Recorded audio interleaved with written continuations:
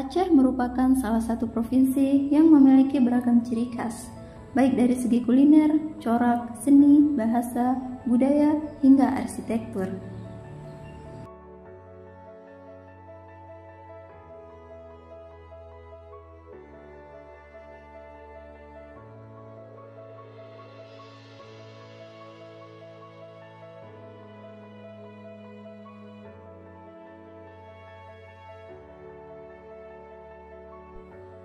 Bunga selanga merupakan salah satu bunga ciri khas Aceh, memiliki bentuk yang cukup unik serta aroma harum yang sangat khas, mengandung filosofi yang erat bagi masyarakat Aceh.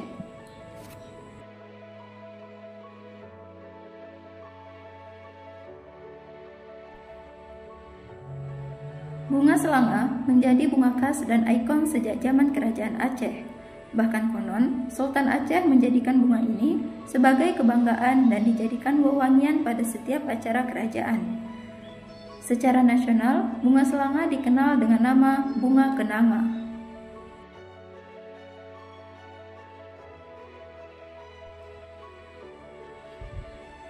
Sama seperti penggunaan bunga melati pada pernikahan tradisional Jawa atau bunga kamboja di upacara keagamaan Bali, bunga selanga juga digunakan dalam pernikahan adat Aceh dan menjadi simbol keharmonisan pernikahan, serta sebagai bentuk kemegahan wanita dan segala keindahan pakaian Aceh.